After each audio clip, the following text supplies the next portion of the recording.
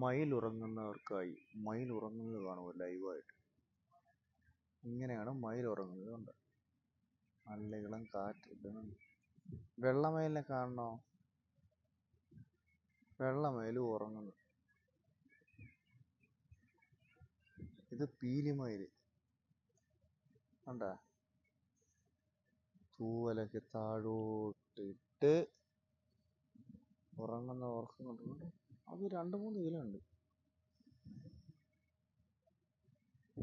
ഇവിടെ ഉറങ്ങി വീഴുമല്ലോടെ ഇപ്പം.